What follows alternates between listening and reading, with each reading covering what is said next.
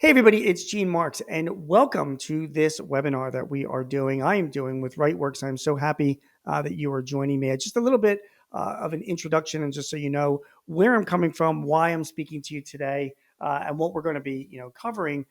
So, for starters, if you haven't figured out by the look of this face here, I'm actually a certified public accountant. Big spoiler alert to you there, but I run a small business outside of Philadelphia, and I don't do much accounting stuff. The work that we do is really technology consulting. So we do a lot of technology consulting for small and mid-sized businesses all around the country. And because of that, we have learned quite a lot about cybersecurity. Now, in addition to the consulting that I do a lot of writing. So I write in a bunch of different places, but one place that I write is Forbes. And for the past 20 years, I have been writing a technology column for Forbes where I cover small and mid-sized business technologies. And a lot of it has to do with cybersecurity. So this conversation that we're going to be having, if you're a CPA that's watching and you're running your own firm, this will apply to you. If you're a business owner and you're running your own business, this will apply to you. If you are an advisor, an accountant, a consultant, and you're advising your other business owners, this will apply to you and your clients for sure. And really what I want to share with you is what I'm covering, what I'm writing about, what's going on in 2025 when it comes to cybersecurity. I mean, I don't want to say that I'm some expert or genius in the rules of cybersecurity, but at the same time, I'm very, very familiar with what's impacting businesses. I'm covering a lot of it. I'm writing a lot of it. And just want to make sure that you're up to speed on not only what the issues are, but also what the latest things that businesses are doing to protect themselves from any type of cyber threats that could be impacting their data. That's what we're going to be covering in the next 50 minutes or so. So during the course of this presentation, for you CPAs that are watching that want to get CPE credit, I am including 3 polling questions to make sure that you're still there and that we comply with the rules for getting credit. So keep an eye out for those as well. Obviously, they will be obvious when they occur. Now, I mentioned I do a lot of writing. So besides Forbes, I also write for Entrepreneur Magazine as well. And I just want to give you an idea of some of the security stories that I've been writing about over the past couple of years. For starters, if you notice on the upper left-hand corner of your screen, you see where I wrote about a deep fake phone call. Now, this story is actually 2 years old, even though deep fakes are getting more and more intelligent and better and threatening to businesses. But true story about a controller at a bank in Saudi Arabia that I reported on that wound up transferring $35 million out of his company's account to a thief who was impersonating his boss on a number of phone calls, something like 5 or 6 phone calls that were all deep faked phone calls. What was happening is that the boss, the CEO of the bank, had a lot of history of audio that was out there. The CEO had been interviewed a lot, did YouTube videos, had different types of audio files and conversations, interviews in the media. So somebody put together a whole large language model of all of the CEO's voice and all of the speeches and all of the things that they had recorded. And then what they did is they trained it and they came up with a little AI application that called the controller at the company, fooled the controller into thinking that it was the CEO calling. And over a course of a number of calls, prepped the controller to transfer $35 million for a acquisition that the bank was making. It was a fake acquisition, of course. And by the time the money was transferred, the money was gone. It was like kind of a big deal. Now, I mean, for you accountants in the room like me, you might be thinking like, maybe some internal controls would have helped, like possibly calling the CEO back might have, been a good thing, or having a multiple sign-offs before you just transfer $35 million. But okay, let's put that aside and just focus on the fact that this controller was fooled by a deep fake phone call. Underneath it, also an entrepreneur, and I kind of like to write about, kind of really strange but true technology stories. A casino was hacked through a fish tank thermometer. Why? Because the fish tank thermometers at this casino, which I think was in Connecticut, were placed in fish tanks. They had like 20 fish tanks all around the casino as part of the decoration. They all have thermometers in the fish tank, obviously to monitor the heat.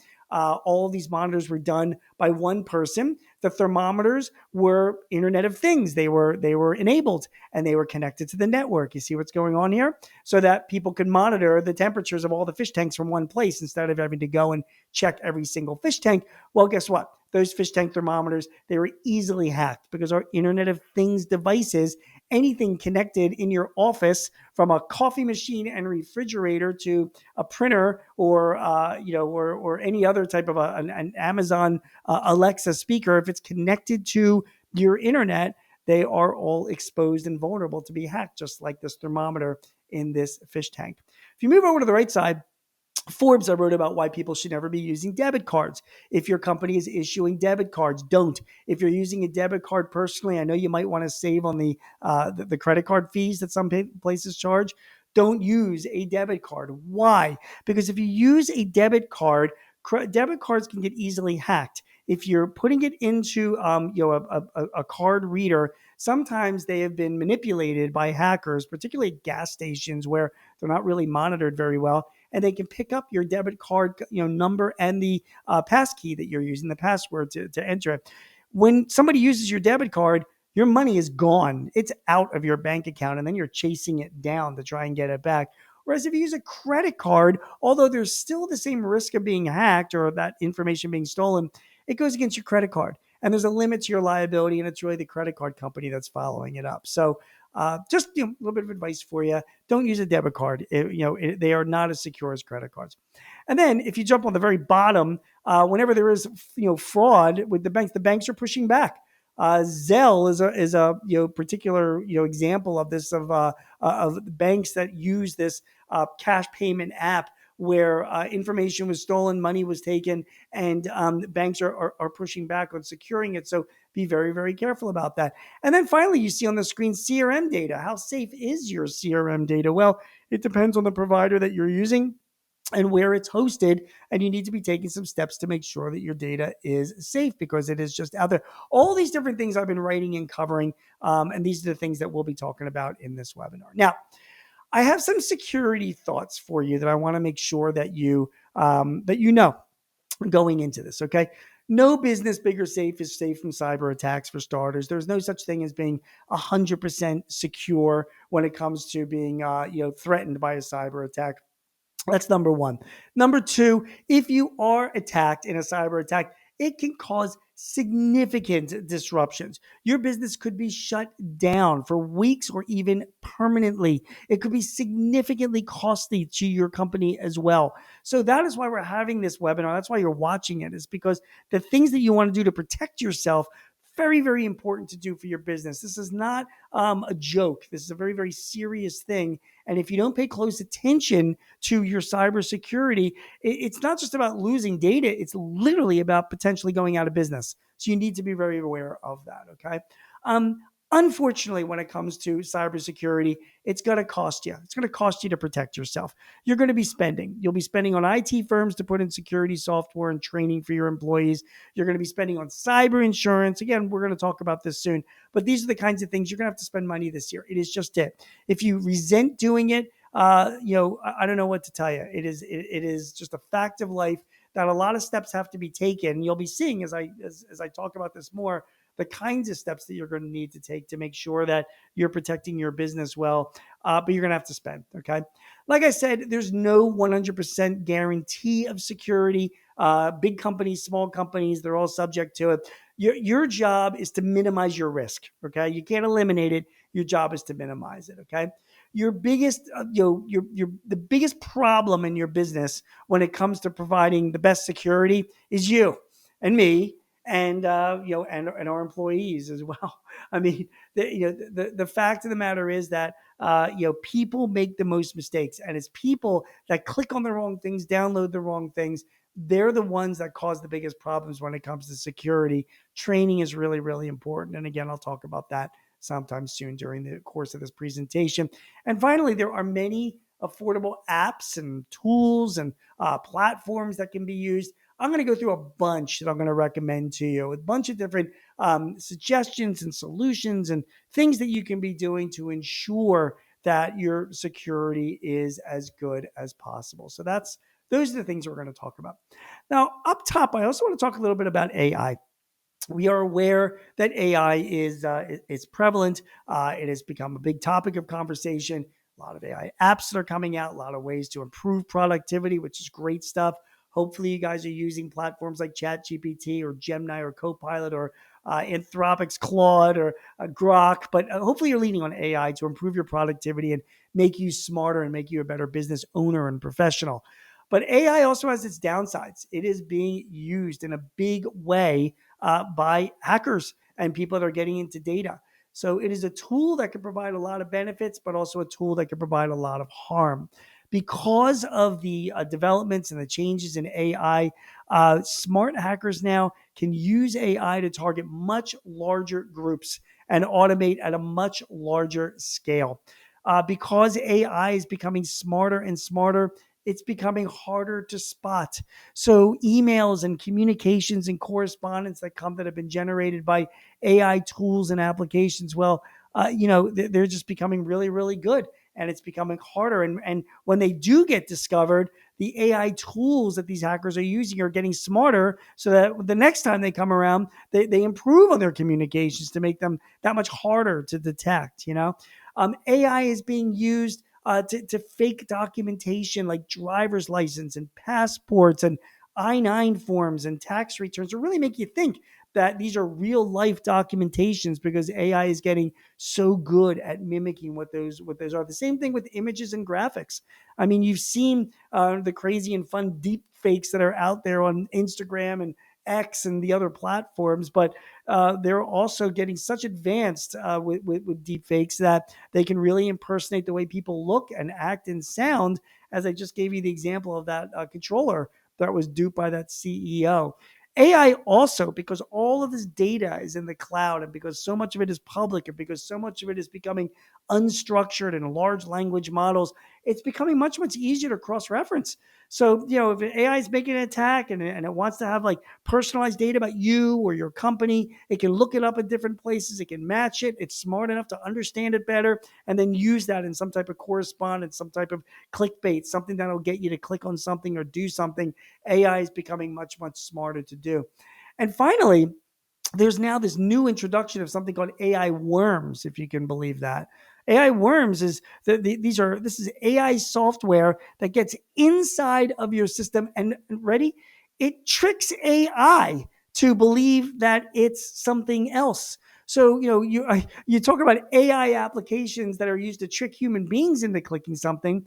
Well, now that we're having AI do more and more things, now that companies like Microsoft and Salesforce are introducing agents to perform tasks using AI, well, now hackers are using AI to fool those agents into thinking that its AI is telling it something to do like it's for real when it's really not. So these AI worms is like sort of a new trend in hacking, where it can fool the actual AI that you're using into thinking that it's you or doing something else, so that it can do bad things to your data. So AI absolutely is having a massive impact now on hacking. Which brings me to poll question one. And let me give you like 30 seconds to answer this question. Are you using AI in your business or your firm? If you're a CPA and you're watching this as well, please answer yes or no. And by the way, there are surveys after surveys that I read and I write about and cover about the use of AI and how so many small firms are using AI now. And yeah, if you're using ChatGPT or you're using Copilot or Gemini or any of the AI chat bots, and you're using it as a business owner or a partner or a manager, or you're for fine, then you're using it in your business. I get it, and you're referring it to for certain answers. But guys, I'm telling you right now, we are at the very tip of the iceberg for really using AI.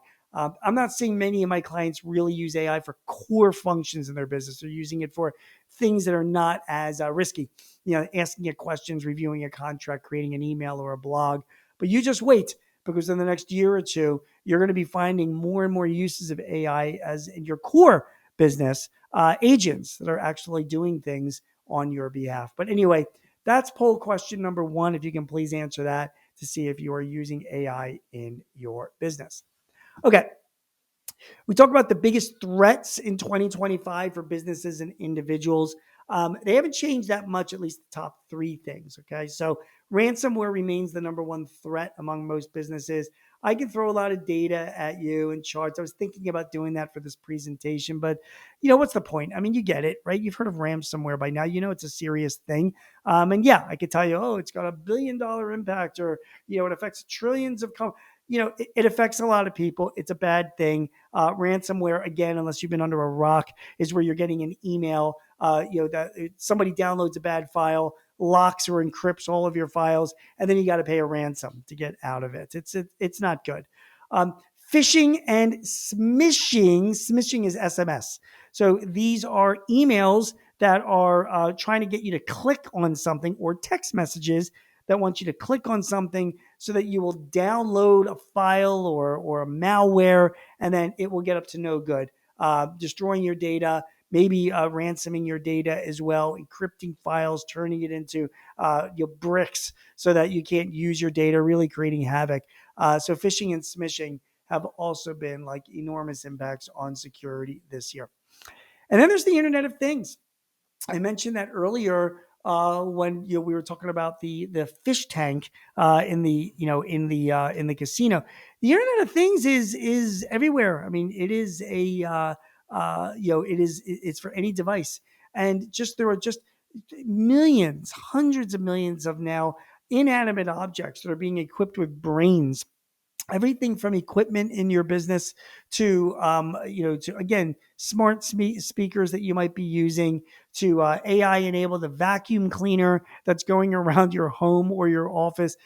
These things all have little chips and brains, and they're all connected to your network. They all ask to be connected to your network, and when they're doing that, I'm just telling you, a lot of the security on these things are not very good. So people can get into it, and if they get into it, they can then get into your network. So you have to be very, very aware that when you're connecting an object to your network, you are creating more of a security risk for yourself. So just be aware that that's out there.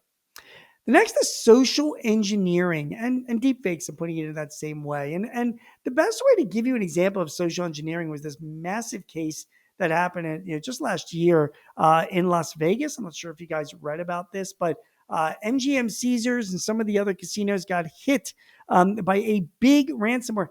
They wound up paying $15 million in ransom to a company that is that a company or hackers that infiltrated their system. How did they do this infiltration? They used social engineering. See, what social engineering means is they picked out employees that worked at the company, and they found out everything they could about these employees through social media. They have their LinkedIn accounts, their Instagram accounts, their Facebook accounts, their X accounts. Most of these accounts, I mean, what do we know? We're out there, they're unsecured or they're open to the public. So you can find out who they're friends with, what their interests are, what their title is, what their position is, who they're connected to, other people that they know. And then what they did is these hackers, and if you can see on the right hand side, they had young, articulate callers that would call into the help desk. This is what happened at MGM, and impersonated an employee, mentioned some names of people that they mutually knew, because you can find that out on LinkedIn, or an event that just went on, or something that somebody posted about, or the fact that they're from the same town, and so they're using this socially engineered data to call the help desk and be like, "Oh, dude, I'm so sorry. I mean, I know my boss, Joe McNally, is going to kill me. But I forgot my password. I don't know what it is, whatever." And then the help desk people said, "It's fine. We'll get you back in. Your new password is this." And then they got into the system. And once they got into the system, they wreaked havoc. They stole files. They released ransomware. They locked up all sorts of key files. They shut down the casino systems. The casinos had to go to manual operations. Can only operate on cash. They couldn't even give out on credit cards. All of this because they impersonated. So think about that in your company. Think about the IT firm that you're using, or the IT people that have control over your data and your applications. And think about just how easy it probably is if some hacker, who again is articulate enough to do this, calls up your IT firm or somebody that your help desk or your IT person and says, "Oh, I'm just they use socially engineered data and fools them into thinking that they're an actual employee or they know you or whatever by dropping names and connections." And then they get a password to enter into the computer because the person on the IT desk isn't sure and doesn't really know, and that's what happens. So these things happen, and it happened in a big way in Las Vegas. So that's called social engineering, and it's a big, big threat. Which brings me to my final biggest threat in 2025. I mean, we've talked about ransomware and phishing and smishing and the Internet of Things and social engineering, but your biggest threat is your people. It's you and your people, because even in that example, when these hackers called, they still had to talk to a person on the help desk. And I don't know. I guess at MGM's a big company, but clearly the person on the help desk was not trained or did not know, even in this big company, and gave away a password for an employee, which then got them access into the system, and they were able to release malware and do their thing. So it's people, it's you and me, it's us that are clicking on the wrong files, downloading the wrong stuffs, going to a website, a phishing website as it is, that's really a fake website, and not paying attention, and then clicking on it, and then it downloads malware and that locks us up. So we have all these threats in 2025 for both businesses and individuals, but the biggest threat is ourselves, and we just have to be aware of that. Okay.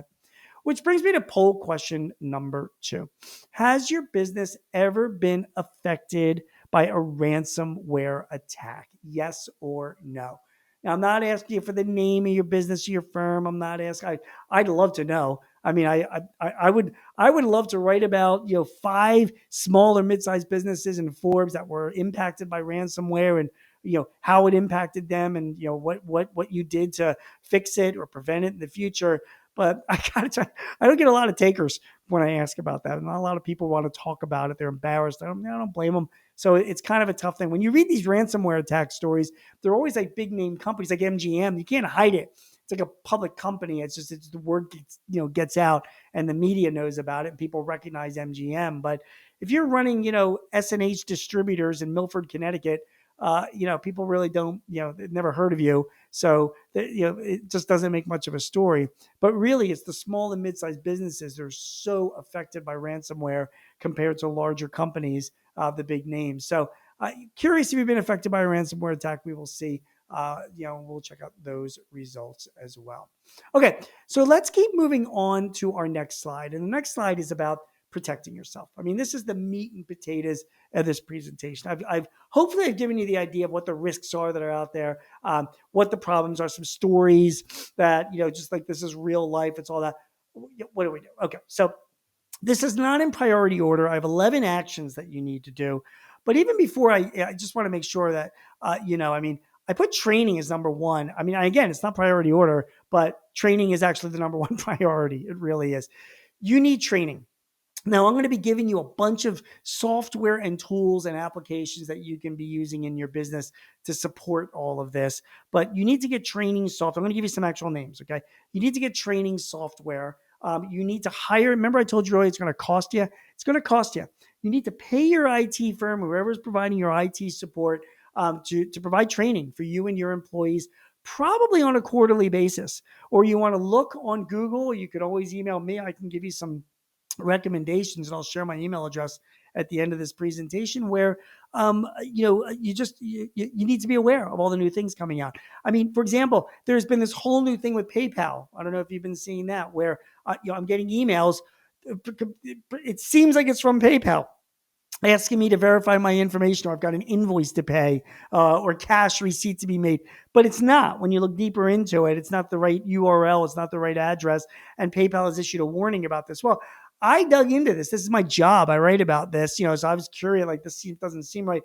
I mean, let's admit, there are a lot of people out there that wouldn't. They don't know. They whatever. It's not their job. So they just say, oh, PayPal's asking for some information from me. I guess I'll just submit that information, when it wasn't PayPal at all. That's why you need training, because people that are up to date on all the security things that are going on in this world, they can come back to you and provide that kind of training to you to make sure that you're up to date as well and test you. And there's some really good training software platforms. I'm going to mention a few before we get out of here that you want to subscribe to that will test your employees as well. So that's number one.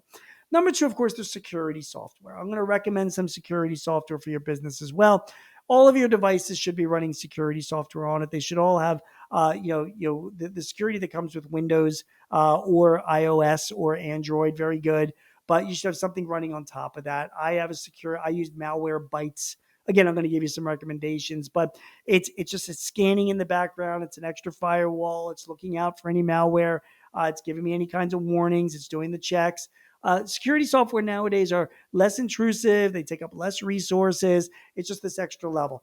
They're not the be all and end all, because the problem is with security software is that by the time they're behind the eight ball, they're just catching up. So they're out there trying to become aware of security issues that are happening.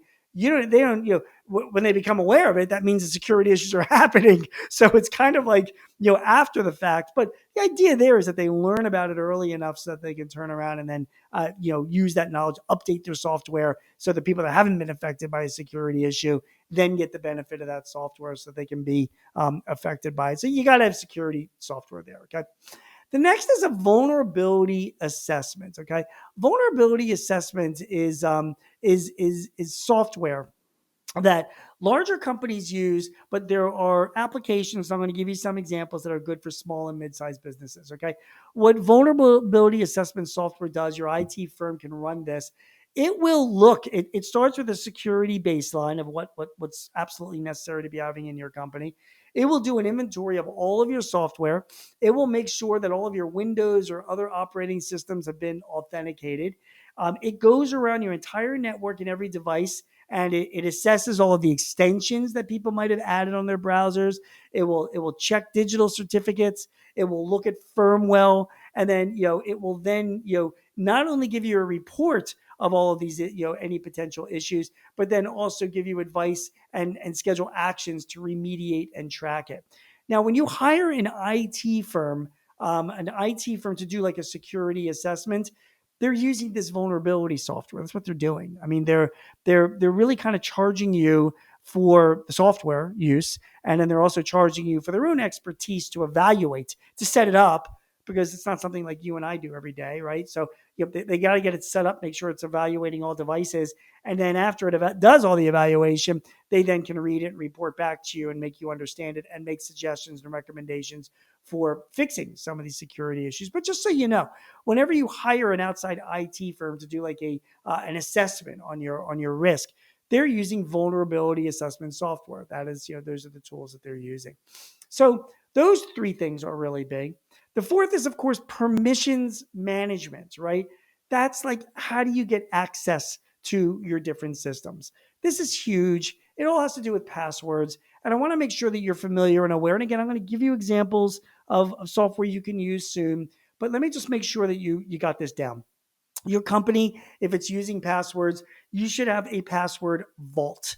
Okay. I'm going to give you the names of some well-known ones. We use one called Keeper. It's very good. We have all of our employees. We have a company, a subscription. All our employees put it in there. It assigns complex passwords. It will automatically update the password when you're logging into a site. It saves it in a secure area. They're quite secure, not 100% because nothing is, but it's a good centralized place for all of your passwords, right?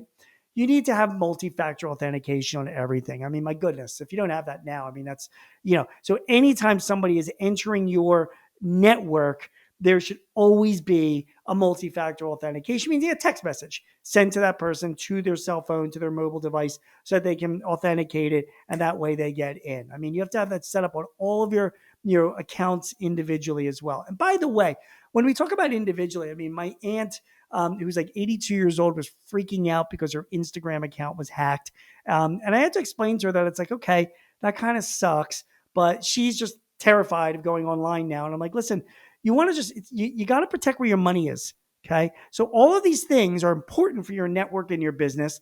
Individually, you better make sure that all these things are set up for your money, your bank accounts, your investment accounts, your savings accounts, wherever you've got money stored. where and there's private information about you. You better have this kind of stuff set up. You want to have complex passwords that you change frequently, and the password vaults will help you. You want to have multi-factor authentication on all those financial accounts as well. And I'll get to the next one is a pass key. Now, a pass key is it's a localized device authenticator. And what that means is Microsoft is going to this. If I set up a pass key on this laptop right now, then the assumption is that this laptop belongs to me. So whenever I open it up, I have to log into it and give a code to get in. So I've got access to it. And then whenever I try to log into a site, it asks me for a pass key, which is stored locally on this device. And it's usually a 4 or 5 digit, numeric key that I punch in, and that gets me into the site. So passkeys are becoming more and more popular, particularly among the big tech companies like Microsoft and Google, because they're device centric. Now, I also use authentication software, which I love. I use Google Authenticate. Microsoft has got Microsoft Authenticate. There's a bunch of them that are out there. It's so good. I have Google Authenticate on my phone. I've got it set up with my bank account. So when I log in, it asks me for this authenticator number from the software that I have running on my phone. It can only be me that has this phone. So I literally, and it updates every single time I'm logging in. So it generates a new number each time, which then give to the bank, and then that gives me access into those accounts. So authentication software is just this third-party way to get authentication before you enter into a site. Absolutely should be set up for your business and individually as well. Now, some companies go so far as to set up authentication hardware. Those are keys. So, some people I know, by the way, Google requires this of their employees. They carry around a little USB key on their keychain, and when I go into a laptop, any device, I put it into the USB slot. And then when I'm logging in, it's looking at that USB device to make sure that it's me. So that allows me to log into different sites. So it's hardware. When the minute I pull it out and go somewhere else, nobody can get access to that site. Now, obviously, there's pros and cons to it. I mean, what if you lose the authentication key or if it becomes damaged? But it's certainly a really, really secure way to make sure that you get access. And finally, up and coming, which we're seeing a lot and a lot more of, is biometrics. So you can go on Amazon. I mean, that's what I did whenever I recommend to clients. These are all very, very popular biometrics device that you can set up for face recognition, finger, palm recognition, eye recognition. Not that expensive. I mean, you look, it's hundreds of dollars. To have like a fingerprint recognizer. I mean, there's no better security than that.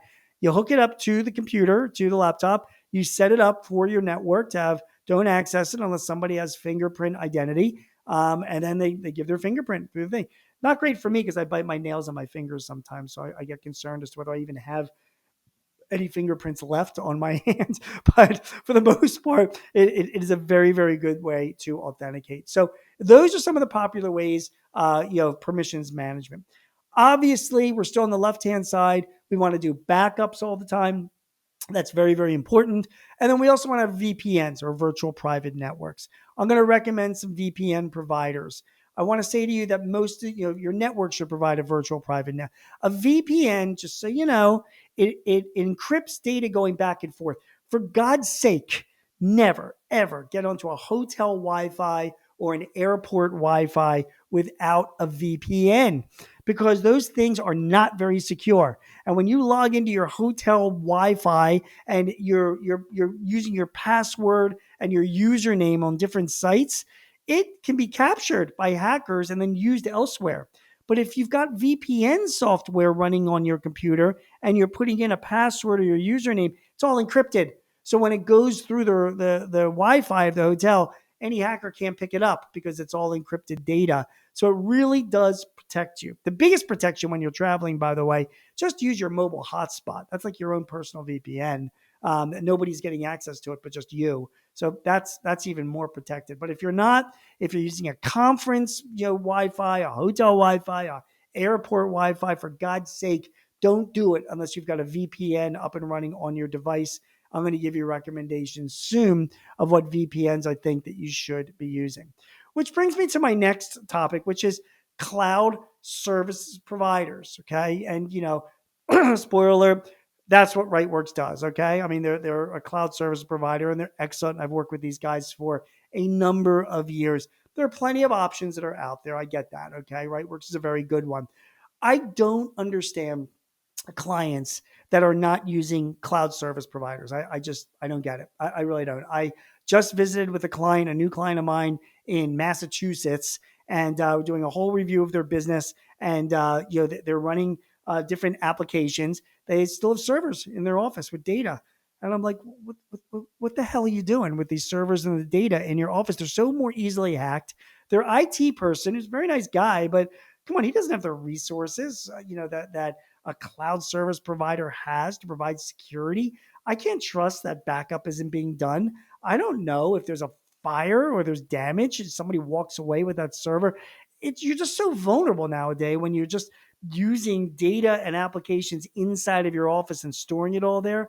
Don't do that. You should be paying the monthly fees because it's well worth it for a cloud service provider. You move your data to the cloud, you move your applications to the cloud, they can host it all, and then they provide the backups and the security and the access and the upgrades. And then they've got teams of people that this is what they're trained. And because they're dealing with hundreds or thousands of companies, they've got all sorts of security software and resources to make sure that your data is secure. I mean, it just doesn't make sense in 2025 for companies that aren't using cloud service providers. It is a critical thing to do to maximize your security, and something that I, of course, strongly recommend. Now, to hire a cloud service provider, there are a lot of questions you should be asking. How is my data protected? How is my data managed? What is your incident response if there's anything that happens? How quickly was it? Do you offer 24 by 7, 365 support? Of course. Do they align with industry standards? And you can find out what those industry standards are. Hey, ask ChatGPT what the industry standards are for cloud service providers. You'll get some good answers that you can ask your cloud service provider. How do you grant that access? Remember about authentication? Is it a hardware key, a software key? Is it multi-factor authentication? Where is that data stored? Give me references of companies that use you so I can talk to them. How will you charge? What if we have special things that need to be done, or a special or an older application that's running that needs special attention or TLC? What are your procedures for doing that if they're out of scope of your normal agreement? So these are all the questions that you should be asking your cloud service provider to make sure that they are providing the right kinds of services for your company. Just make sure that you are doing that. Okay, which brings me to my next poll question. Just want to make sure that you guys are there. Do you currently use a cloud services provider? Yes or no? I mean, if you're on this webinar, maybe you're either a Rightworks client or customer, or you're a CPA firm that's a partner of Rightworks, or you refer work in. But putting all that aside, gosh, if you're answering no to this question, I'd love to talk to you as well. Maybe it's a good article for me to write for Forbes. Is like, there are people out there not using cloud services providers, despite all the evidence as to why you'd want to be doing it. I'd love to find out why. I have much respect for business owners. They're making good decisions, and there's reasons why people do things or don't do things. And I'd love to know why. But anyway, as far as this poll question is concerned, answer away. Do you currently use a cloud services provider? Let's see what the responses are to that. Okay. My final actions, I'm on the right-hand side. Operating system upgrades. Okay. I mean, we tend to blow these things off. Don't blow it off. Set your Windows, your Apple iOS, your Android device. Make sure the settings that they do automatic upgrades. Okay. I get it. When I travel, I have two laptops that I use when I travel. I have them set to notify me when an update is available, because it is the worst nightmare when you start going into an update and you're about to board a flight, where like you're in the middle of something and you're on the road and it starts updating. That's not great. I get that. Okay. But you have to be committed. You have to make sure your IT firm is doing this, and your employees are doing this, because the operating system upgrades that you get from Microsoft and Apple and Google, if you notice, they don't come with a whole lot of new features. it's all security. It's all security. I mean, they're the ones that are updating their operating system for all the most recent stuff.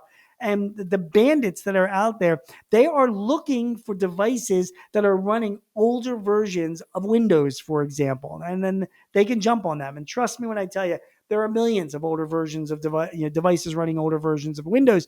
So if they get access to a network through a fish tank thermometer or through by calling up a help desk, and then they stumble on a device that's still running Windows 8, or Windows 10 or something that's not even in support, they're like, aha, this has not been updated. It's not running the most recent security controls. We can get in there, and that's what they do. That's what they do. So it's just imperative to make sure that all of your employees have updated their devices and they are running updated versions of Windows. It's just absolutely critical for them to be doing. The next is home router configuration. I mean, if you're not configuring your home router, you need to be making sure that you are doing this. Most of us, we put the home router in and we're using like the password that we got out of the factory. So, if you're still using like a Linksys router in your home, I can go on a Linksys website and find out what the password is. It's password, by the way. And so anybody that's driving by people's houses can get access to their home router, which means they can get access to their network, which means they can access to your network. This is all about our work from home employees. All these people that are doing this now, remote workers as well, they need to be making sure that their home routers have been configured to the maximum security. More money for you that you've got to spend, which means that if you've got remote employees or you've got work from home people, you need to have your IT firm. They need to give permission to your IT firm to get access to their devices, make sure they're upgrading their operating systems for sure, but then also get access to their home routers and make sure that they are down and secured, even partitioned, so that there's a URL they can go on personally and a URL they do for business, but you want to make sure they do that. Which brings me to my next one, which is cyber insurance. Every company needs to have cyber insurance. It's getting tougher and tougher to get cyber insurance because insurance companies are getting smarter and smarter, and they realize that a lot of these hacks can be quite costly. But you know what I like the most about getting cyber insurance is that a good insurance company will run you through questions in the applications that specifically impact what you're paying in premiums for your cyber insurance. I run a nonprofit, or I'm a treasurer at a nonprofit in Philadelphia. Our network's a mess, and we applied for cyber insurance. We got it. We're probably paying twice as much as we should. We filled out the application, and like all the questions were like, "No, we don't do that. No, we don't do that. No, we don't do that." It was a pretty good exercise. So when I went through that exercise just like last month, we're now hiring an IT firm to handle some of this stuff to get us up to snuff. So going through the whole adventure of the process of cyber insurance, it's important to do. And then also having the coverage is also very important. Finally, for you accountants out there, I think you will agree with me that there is just some basic internal controls that overlap the IT controls. Yes, different people in your accounting department should have segregation of duties. You don't have the same person doing invoices and collecting cash. Same person cutting checks and doing vendor invoices as well. Okay, it all has to do with fraud and potential data integrity. So that's number one. You want to require vacations of your employees, particularly people on the financial side. Whenever I read stories of fraud or problems or data hacks or issues or cash missing, it's always that bookkeeper that never took that vacation. And then, I don't know, she fell and broke her hip and she's out in the hospital. Somebody's filling in and they're like, why is it being done that way? And then finally, banking controls, right? You want to make sure that your banks, like I mentioned earlier, multi-factor authentication, outside authenticated using a USB key or an authenticator app. Super, super important. And then make sure they're reconciled by somebody outside of your business, not your controller or your bookkeeper, but somebody outside is doing the bank reconciliations. It's very, very important to do. Those are the 11 actions to protect yourself. Those are the things that I want you to be doing. All of them. All of them. I mean, there's everything that's on this list. You should be going down during the course of this year and saying, okay, we're doing check, check, check, check, check, check, check. It will not eliminate your risk of a data hack, but I will tell you one thing: it will significantly reduce it if you're doing all of these 11 things. And the hackers that are out there, they're looking for the low hanging fruit. They're looking for the ignorant or naive employee. They're looking for ones where it's just no multi-factor authentication. They're looking for systems that are still running older versions of operating systems. That's what the hackers are looking for. You don't want to be that low-hanging fruit. If you do all of this stuff, you've elevated yourself higher up the tree, and therefore the hackers would have to try harder to infiltrate your network. And you know what? They're like, it ain't worth it. There are too many other small businesses out there that we can hack. These guys are a little bit too secure. It's just not worth spending the time to try to get into them. Do all that stuff, and you will minimize your risk. Now, I gave you all those 11 suggestions. Now, let me make some recommendations of software and other things that you should be using. There are plenty that are out there. These are the ones that I use in my firm that we recommend to our clients. I've used all of these applications and can vet them all for you. So here we go. When it comes to training, KnowBe4, Cofense, Fish Labs, Sophos. Knobe, I'll just use the example because we have a lot of clients who use KnowBe4. They set it up to send phishing emails, smishing texts, to try and fool your employees into clicking on something and downloading. They don't know where they're getting it from. They just think they're getting it, and then when they do it, then the training software is like, boom, we got you. No damage has been done, but at least they can let you know there's emails out there that look just like this. You just clicked on the wrong thing or downloaded the wrong thing. So be aware that that's how you get trained. There's great software that does that, and those are 4 good examples.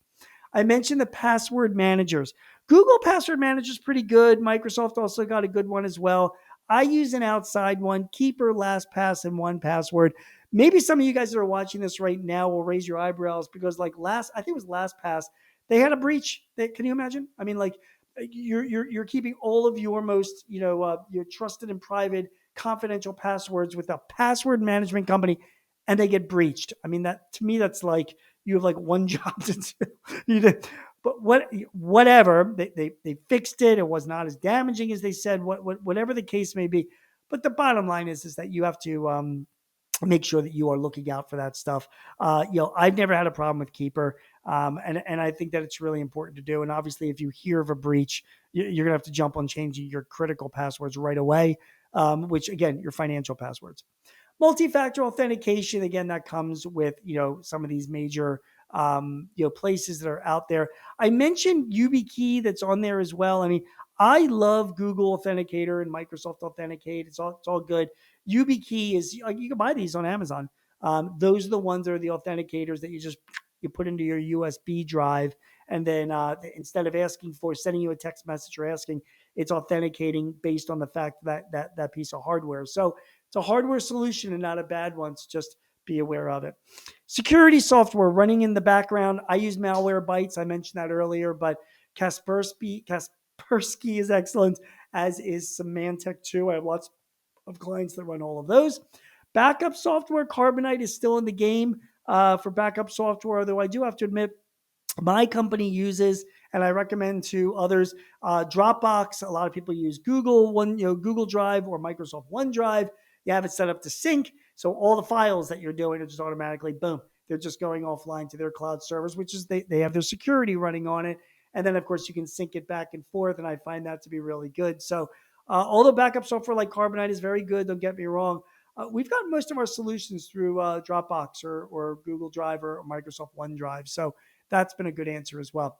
Patch management software, I barely mentioned that, but patch management software is IT firms run this, but smaller shops can also do it.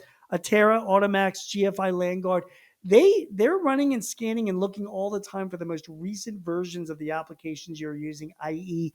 Microsoft Office. And if you are not running the most recent version, they're set to automatically download and update your software so that you're running the most recent versions that you're allowed to have. And from a security standpoint, you want to make sure that you're running the most recent thing. So that's also good. Reputation management, Bird Eye, Podium, and Mention are out there to make sure that your name is not being misused. VPN software. Here we go. So I tried a bunch of them. I tried ExpressVPN, TunnelBear, PureVPN, and Cisco. We don't have a VPN on our, on what we do in my company. A lot of networks do already. If you're using a cloud service provider, they provide the VPNs. So you might not even need that. Individually, though, if you're a freelancer, if you're just a sole proprietor, and you don't have a VPN set up, you want to run one of these VPN softwares locally. Now, couple thoughts on the VPNs. I have yet to find a VPN that doesn't screw up my computer. I mean, or when I say screw it up, just sometimes give me headaches. I'm using Pure VPN right now. It's fine, okay, but it's just I get off the internet for whatever reason. I get back on it and I have trouble. I have to reboot the whole computer, and it's because the VPN is getting involved somehow. But so it's a little bit of a headache. However, it does give me peace of mind. I get on an airport Wi-Fi. I always make sure I'm getting on it through a VPN. And when I'm on the VPN itself, you can choose the servers to connect to. So I can choose different states and different countries that are out there as well. So those are all your things. Okay. The vulnerability assessment software. Remember, I told you before about different softwares that are out there that IT firms use. Microsoft Defender, Orca, Trend Micro, Hybrid Cloud Security. These are all softwares you can get, or you can ask your IT firm to get, and they will provide it and implement it. And those will come back and tell you just how vulnerable your network is. So make recommendations for going and fixing it up. And finally, of course, there's cloud services providers. And again, there's a bunch of good ones out there, but I've worked with Rightworks for a number of years. You're not going to find a better cloud service provider than these guys. And I highly recommend that you talk to them. I just don't get it when people are not keeping their applications and their data and their files with a cloud service provider nowadays. It just doesn't really make sense to me. But if you have good reason for doing it, then more power to you. So let's wrap things up, okay? The 6 things that we have learned, right? Just right. Does this sound familiar? No business, big or small, is safe from cyber attacks. You've seen all these different examples. The smaller ones don't get the news. It's always the big business, that get the clicks that you read about. The hotel chains, the casinos, the transport. BART in San Francisco was shut down by a ransomware attack a couple of years ago. That gets the headlines. What doesn't get the headlines are the millions of small businesses around the world that are impacted by cyber attacks. But so just don't think that they're not happening. They are really happening out there. No one is safe. Okay, they cause significant disruptions. If you talk to people that have been impacted by a ransomware attack or malware, they will tell you that they're shut down for days. They might have to pay a ransom. In some cases, and I'm telling you, it's not an insignificant number, they went out of business because they could never recover from being down because of a ransomware attack. So just be aware. Remember, these ransomware people, you pay them the ransom.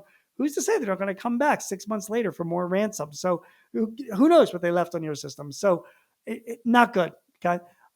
You got to spend money to protect yourself. It's like you have property insurance, you have liability insurance, and now you have life insurance. You got to have cyber insurance, and you have to employ an IT firm, or you have to pay a cloud service provider to make sure that the security is there. Because for the amount of money that you spend, considering what the cost could be if you don't do this stuff, you can't even compare it. So yeah, you've got to pay money. It is an investment that you got to make every single year.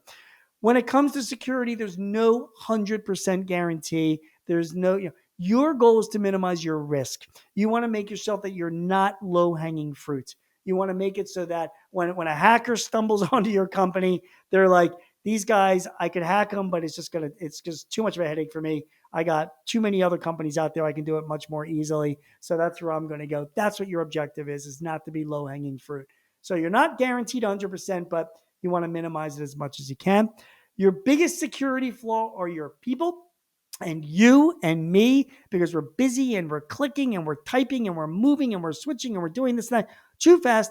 And all of a sudden we clicked or we typed or we went into the wrong thing too fast. We downloaded, we went to a website, boom, malware comes down and starts going over. We don't recognize a phishing attack or a smishing attack. And because of that, we think it's for real. We click on it, like that PayPal story I told you, and havoc ensues. So it's the people. In the end, so we need training. We need to understand what these issues are. And finally, as I've shared with you, there are many affordable apps and tools and platforms that are out there for you to use. So take advantage of them all, or at least work with a cloud services provider or a good IT firm or consultant to make sure that you are leveraging a lot of these tools and apps and platforms so that you are as secure as possible.